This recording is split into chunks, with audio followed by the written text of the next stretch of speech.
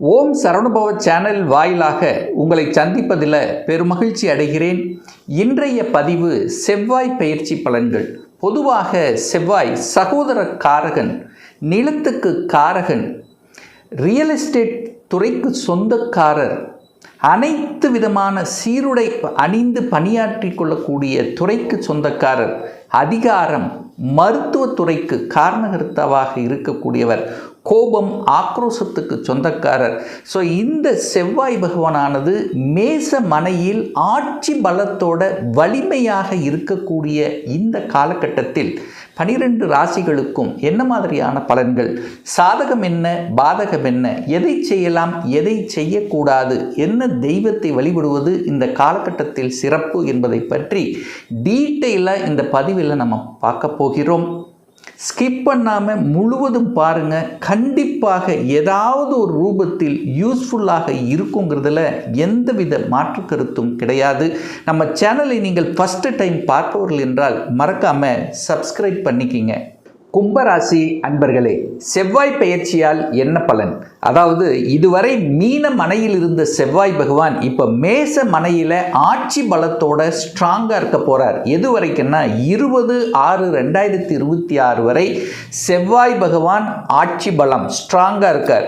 இந்த கும்பராசி அன்பர்களுக்கு செவ்வாய் பகவான் யார் அப்படின்னா 3க்குரியவன், முயற்சி ஸ்தானத்தின் அதிபதி, தைரிய வீரியத்தை கொடுக்கக்கூடியவன் செவ்வாய். அதே சமயத்தில் தொழில் ஸ்தானத்தின் அதிபதி செவ்வாய் இப்போ ஆட்சி பலம் ஸ்ட்ராங்காக இருக்க போகிறார். அப்போ நல்ல மாற்றங்கள் தொழில் சார்ந்த விஷயத்தில் உங்களுக்கு ஏற்படுத்த போகிறதுன்னு அர்த்தம்.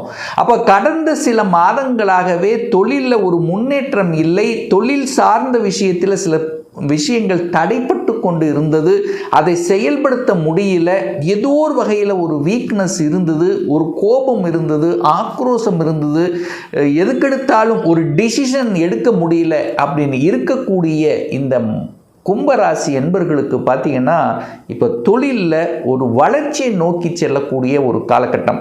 உங்கள் டிசிஷன் நல்லா இருக்க போது, நல்ல ஸ்ட்ராட்டஜி பிளான் வகுக்கக்கூடிய தன்மை, புகழையும் கௌரவத்தை கொடுக்கக்கூடிய அமைப்பு, இங்கே எந்த தொழிலாக இருந்தாலும் வேலையாக இருந்தாலும் ஒரு நட்பெயர் கொடுக்கக்கூடிய அமைப்பு, ஒரு பாராட்டுதல் கிடைக்கக்கூடிய அமைப்பு, ஒரு ரெகக்னைசேஷன் கிடைக்கக்கூடிய அமைப்பு. ஸோ இப்படி நல்ல விஷயங்கள் தொழில் சார்ந்த விஷயத்தில் உங்களுக்கு கிடைக்க போகுது.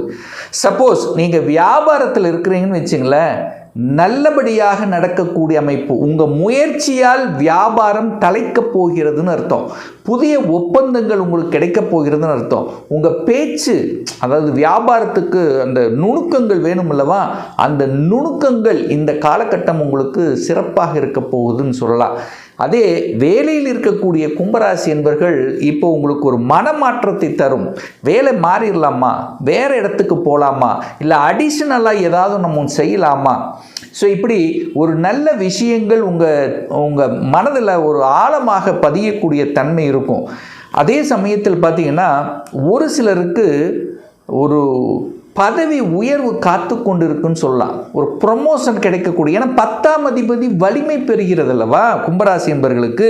இது 1.5 வருஷத்துக்கு அப்புறம், அதாவது உங்கள் முயற்சி ஸ்தானத்தில் இருந்து வலிமை பெறுகிறதுன்னு சொல்லுவேன். அதே சமயத்தில் பார்த்தீங்கன்னா இப்போ உங்களுக்கு ஒரு பொறுப்பை கொடுத்துருந்தாங்கன்னு வச்சுங்களேன், அந்த பொறுப்பை கச்சிதமாக முடித்து உங்கள் மேலதிகாரியுடன் பாராட்டு பெறக்கூடிய அமைப்புங்கிறது இந்த காலகட்டம் கும்பராசிக்கு உண்டு. ஏன்னா கும்பராசி என்பவர்கள் நிறைய அனுபவிச்சிட்டிங்க, நிறைய மன கஷ்டங்கள், வேலையில் அழுத்தம், ப்ரெஷர், டென்ஷன், நிறைய அனுபவ பாடங்களை உங்களுக்கு கற்றுக் கொடுத்துருக்கும் அல்லவா. அந்த அனுபவ பாடத்தின் வாயிலாக இப்போ அடுத்த நிலைக்கு, அடுத்த பரிணாமத்துக்கு செல்லக்கூடிய வாய்ப்புகள், சந்தர்ப்பங்கள் நன்றாகவே இருக்குது இந்த காலகட்டம் அப்படின்னு சொல்லலாம். அடுத்து செவ்வாய் பகவான் 3ல் ஆட்சி பலம், சகோதர ஸ்தானத்தில் ஆட்சி பலம். அப்போ சகோதரர்கள் சார்ந்த விஷயம், உங்கள் கூட பிறந்தவங்க இல்லை இரத்த பந்த உறவுகள் சார்ந்த விஷயத்தில் ஏதாவது தொல்லைகள் இருந்ததுன்னா அதெல்லாம் இப்போ பேசி சரி செய்யக்கூடிய தன்மை. அதாவது குறிப்பாக சொல்ல போனால் பாக பிரச்சனை, சொத்து பிரச்சனை, ஸோ இந்த மாதிரி ஏதாவது ஒரு மன கஷ்டங்கள் இருந்தால் அதை தீர்ப்பதற்கும் அல்லது கொஞ்சம் நீங்கள் விட்டு கொடுத்த அனுசரணையாக போவதற்கும் உகந்த காலகட்டமாக இந்த காலகட்டம் உங்களுக்கு அமையப்பெறுகிறது. மூன்றாம் இடம் என்பது டிராவலை குறிக்கக்கூடிய இடம், ஒரு சிறு தூர பிரயாணங்களை குறிக்கக்கூடிய இடம். அப்போது அது நல்லா இருக்க போது, சிறு தூர பிரயாணம் நல்லா இருக்கும். செவ்வாய் என்னாலே ஒரு என்ன சொல்கிறது, ஒரு ஸ்ட்ராங்காக தைரியமாக எதையும் முடிவெடுக்கக்கூடிய தன்மை. இப்போ இது வரைக்கும் ஒரு குழப்பம் இருந்ததுன்னா இந்த காலகட்டம் ஸ்ட்ராங்காக முடிவெடுத்துருவீங்க. இதுதான் செய்ய போகிற, இது இப்படி தான் பண்ண போகிற, இப்படித்தான் இருக்க போகிற, பார்த்துக்கல ஒரு கை. அதாவது இந்த தன்னம்பிக்கை கொடுக்கக்கூடிய அமைப்புங்கிறது இந்த காலகட்டம் எதிர்பார்க்கலாம் இந்த கும்பராசி என்பவர்களுக்கு.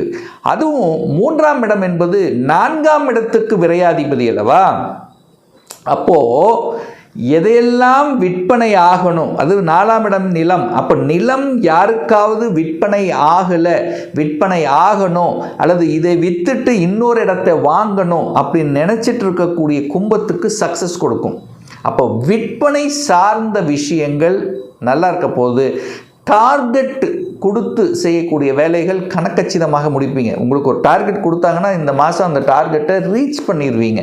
ஸோ அந்த டார்கெட் ரீச் பண்ணக்கூடிய அமைப்புகள் இருக்குது. புதிய ஒப்பந்தங்கள் தேடி வரக்கூடிய அமைப்புகளும் இந்த காலகட்டங்கள் உண்டு.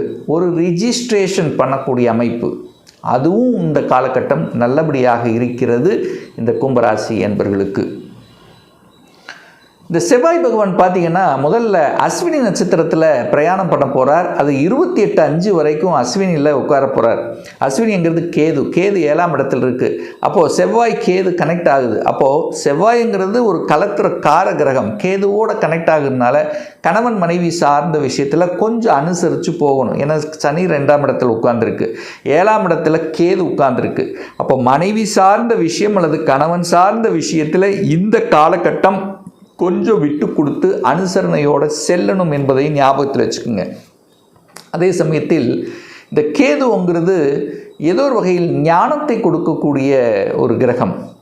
அப்போது ஆன்மீக எண்ணங்கள், ஆன்மீகம் செல்வதற்குண்டான வாய்ப்புகள், சந்தர்ப்பங்கள், வெளிநாடு அதாவது அந்நிய மதத்தினருடைய தொடர்பை கொடுக்கக்கூடிய ஒரு கிரகம் கேது.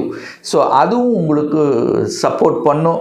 அப்போது உங்களுக்கு புதிய நண்பர்கள், வெளிநாடு நண்பர்கள் அல்லது வேறு ஸ்டேட்டில் இருக்கக்கூடிய நண்பர்கள் உங்களுக்கு உறுதுணை அப்படிங்கிறது கண்டிப்பாக ஏற்படுத்தும். அதில் எந்தவித மாற்று கருத்தும் இல்லை. அடுத்து பார்த்தீங்கன்னா இந்த செவ்வாய் பகவான் பரணி நட்சத்திரத்தில் ட்ராவல் பண்ண போகிறார். அதாவது சுக்கிரனுடைய நட்சத்திரத்தில் ட்ராவல் பண்ண போகிறார். அந்த சுக்கிரன் எதிலிருந்து எது வரைக்கும் அப்படின்னா 29/5/2026 15/6/2026 வரை ஒரு அற்புதமான ஒரு காலகட்டம். இந்த காலகட்டம் தான் உங்களுக்கு உயர்வை கொடுக்கக்கூடிய காலகட்டம். ஏன்னா சுக்கிரனுங்கிறது உங்களுக்கு யோகத்தை தரக்கூடியவன், ராஜ யோகத்தை தரக்கூடியவனுடைய நட்சத்திர சாரத்தில் செவ்வாய் பகவான் தொழில் ஸ்தானாதிபதி, முயற்சி ஸ்தானாதிபதி டிராவல் செய்து, அப்போ என்ன, உங்கள் முயற்சியால் பாக்கியம் கிடைக்கக்கூடிய தன்மை, உங்கள் முயற்சியால் நிலம், வீடு, வண்டி, வாகனங்கள் வாங்கக்கூடிய அமைப்புகள், உங்கள் முயற்சியால் தொழில் மாற்றங்களை கொடுக்கக்கூடிய அமைப்புகள். ஸோ இப்படி எல்லாமே நல்லபடியாக நடக்கக்கூடிய ஒரு பீரியட் தான் இந்த கும்பராசி என்பவர்களுக்கு. சுக்கிரன் என்பது கலைத்துறை. அப்போ கலைத்துறையில் ஒரு பாக்கியத்தை தரக்கூடிய அமைப்பு உண்டு. அல்லது கலைத்துறையில் இருக்கின்றவர்களுக்கு புதிய வாய்ப்புகள் உங்களுக்கு தேடி வரும், அல்லது புதிய ஒப்பந்தங்களில் கையெழுத்து போடக்கூடிய தன்மை இருக்குது. இது கலை சம்பந்தப்பட்ட எந்த துறையில் இருந்தாலும் ஒரு முன்னேற்றத்தை கொடுக்கக்கூடிய ஒரு காலகட்டம் இந்த கும்பராசி என்பவர்களுக்கு. அதே சமயத்தில் பாக்கியம் உங்களுக்கு கிடைக்கணும். சப்போஸ் குழந்தை பாக்கியம் இல்லாத தம்பதிகளுக்கு குழந்தை பாக்கியம் கொடுக்கக்கூடிய அமைப்பு, அதாவது அந்த பிரபஞ்சத்தினுடைய அனுகூலத்தால் அல்லது உங்கள் இஷ்ட தெய்வத்தினுடைய அனுகூலத்தால் அந்த குழந்தை பாக்கியம் கிடைக்கக்கூடிய வாய்ப்புகள், சந்தர்ப்பங்கள் இந்த காலகட்டத்தில் மிகுதியாக இருக்கிறது அப்படிங்கிறத ஸ்ட்ராங்காக சொல்லலாம். அப்போது உங்களுக்கு ஒரு பாக்கியம் கிடைக்க காத்து கொண்டிருக்கிறது. பொருளாதார ரீதியில் கூட சரி, அல்லது குழந்தைகளினுடைய படிப்பு விஷயத்திலும் சரி. அதாவது நீங்கள் ஆசைப்பட்ட ஒரு விஷயம், ஒரு நல்ல விஷயம் உங்களுக்கு கிடைக்கப் போகுது அப்படிங்கிறத உறுதியாக நம்ம சொல்லலாம் இந்த காலகட்டம். அடுத்து சுக்கிரன் 4ஆம் அதிபதி. 4 என்பது அங்கே என்ன இருக்கு? தாய் மூலமாக நல்லவைகள், தாய் வர்க்கம் மூலமாக நல்லவைகள், தாய் சொத்துக்கள் சேர்ப்பது, தாயினால் அனுசரிச்சிருப்பது, தாயால் ஆதாயம் பெறுவது, இப்படி தாய் சார்ந்த விஷயத்தில் நல்லவை நடக்கக்கூடிய ஒரு அமைப்பு கண்டிப்பாக இந்த காலகட்டத்தில் உண்டு. 4ஆம் இடம் என்பது வீடு, வண்டி, வாகனம் இதெல்லாம் குறிக்கக்கூடிய ஒரு இடம் 4ஆம் இடம். அப்போ வீடு இல்லாதவர்கள் வீடு வாங்கக்கூடிய எண்ண ஓட்டங்களை கொடுக்கும். முதல்ல அந்த எண்ணங்கள் ஸ்ட்ராங்காக உங்கள் மனசில் பதிய வைக்கும். அதை வாங்கணும், நம்ம இப்படி இருக்கணும், இதுவரைக்கும் வாடகை வீட்டில் இருக்கிறோம், இனி சொந்த வீட்டுக்கு போகணும் அப்படிங்கிற எண்ணத்தை முதலில் விதைக்கும். இப்போ விதைக்கக்கூடிய காலகட்டம், அல்லது ஏற்கனவே விதைத்து நான் இப்போ தேடிட்டு இருக்கிறேன் இந்த லொக்கேஷன் அந்த லொக்கேஷனாக எங்கே கிடைக்குமா, அப்போ இந்த காலகட்டம் வாங்கி விடுவீர்கள், லொக்கேஷன் கிடைச்சி விடும். எப்போ நான் சொன்ன காலகட்டம் 29/5 15/6 வரைக்கும் வீடு, வண்டி, வாகனம், அசையும் அசையா சொத்துக்கள், இந்த மாதிரி சுகம் சார்ந்த விஷயத்தில் உங்களுக்கு நல்லவை செய்ய போகுது அப்படிங்கிறத எடுத்துக்கலாம். அடுத்து பார்த்தீங்கன்னா இந்த செவ்வாய் பகவான் சூரியனுடைய நட்சத்திரமான கிருத்திகையில் பிரயாணம் பண்ண போகிறார். அந்த சூரியன் 7ஆம் அதிபதி. அப்போ தான் அதிகாரம் கிடைக்க போகுதுன்னு அர்த்தம், ஒரு தலைமை பண்பு கிடைக்க போகுதுன்னு அர்த்தம், ஒரு நிர்வாக திறமை மேம்படும். எப்போ இது 16/6/2026 சூப்பராக இருக்குது, அதிகாரம் உங்களுக்கு கிடைக்க போகுது. அப்போ அதிகாரம்னா ப்ரமோஷன் கிடைக்க போகுது, அரசு சார்ந்த விஷயத்தில் நல்லவைகள் கிடைக்க போகுது, அரசாங்க எக்ஸாம் எழுதணுங்கிற எண்ணத்தை தூண்டும், அல்லது அரசு காரியங்கள் செயல்படுத்தக்கூடிய தன்மை, அரசியல்வாதிகளுக்கு ஒரு நற்பெயரை தரக்கூடிய தன்மை, புகழை தரக்கூடிய தன்மை, ஒரு கௌரவத்தை கொடுக்கக்கூடிய தன்மை. சூரியன் எப்படி ஸ்ட்ரெயிட் ஃபார்வர்டாக இருக்கிறதோ அதே போல ஒரு கம்பீரமாக இருக்கக்கூடிய தன்மை, தந்தையின் மூலமாக அனுகூலம் ஆதாயம் பெறக்கூடிய தன்மை, இப்படி சொல்லிட்டே போகலாம். ஸோ இந்த காலகட்டம் நிச்சயமாக கும்பத்துக்கு ஏற்றத்தையும் உயர்வையும் ஒரு நல்ல ஒரு ஸ்ட்ரென்த், ஒரு அதிர்ச்சி, இன்ப அதிர்ச்சி கொடுக்கக்கூடிய அமைப்பு, நல்ல செய்திகளை கொடுக்கக்கூடிய ஒரு காலகட்டமாக அமையும் என்று சொன்னால் அது மிகையாகாது. இன்னும் ஒரு துல்லிய பலன் வேணும்.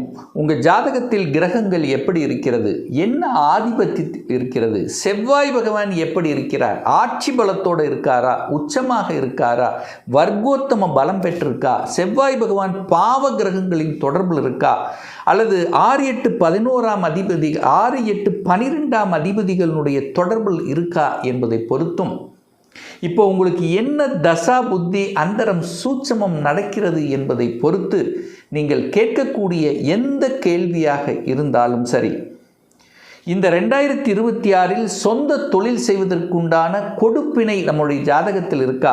அப்படி இருக்கக்கூடிய பட்சத்தில் எப்போ நம்ம சொந்த தொழிலை செய்யலாம், வேலையில் எப்போ நமக்கு ப்ரமோஷன் கிடைக்கக்கூடிய அமைப்பு, இதுவரை திருமணம் தடைப்பட்டு கொண்டே இருக்கிறது, எப்போ சார் நமக்கு திருமணம் நடக்கும், எப்போ குழந்தை பாக்கியம் கிடைக்கும், எப்போ நான் வீடு கட்டுவேன், இது போன்ற கேள்விகளுக்கு துல்லியமான பதிலை நம்மால் கூற முடியும். ஒரு பர்சனல் கன்சல்டேஷன் எடுத்துக்கணும், ஒரு சுய ஜாதகம் பார்க்கணும் என்று விருப்பப்படக்கூடிய அன்பர்கள் டிஸ்பிளே தெரியக்கூடிய நம்பருக்கு வாட்ஸ்அப் மூலமாகவோ ஃபோன் கால் மூலமாகவோ தொடர்பு கொண்டு அப்பாயின்மெண்ட் பெற்றுக்கொண்டு நேரடியாகவோ அல்லது ஆன்லைன் மூலமாகவோ கன்சல்டேஷன் எடுத்துக்கலாம். நம்மளுடைய அலுவலகம் கோயம்புத்தூரில் அமைந்துள்ளது. அதாவது கோயம்புத்தூரிலிருந்து மேட்டுப்பாளையம் செல்லும் வழியில் வெள்ளக்கிணர் பிரிவு அன்னபூர்ணா ஹோட்டலுக்கு அருகில் அமைந்துள்ளது. பிரியர் அப்பாயின்மெண்ட் வாங்கிட்டு நேரடியாக கன்சல்டேஷன் எடுத்துக்கலாம். மீண்டும் ஒரு நல்ல பதிவில் உங்களை சந்திக்கும் வரை உங்களிடமிருந்து விடைபெறுவது உங்கள் அஸ்ட்ராலஜர் டாக்டர் சதீஷ்.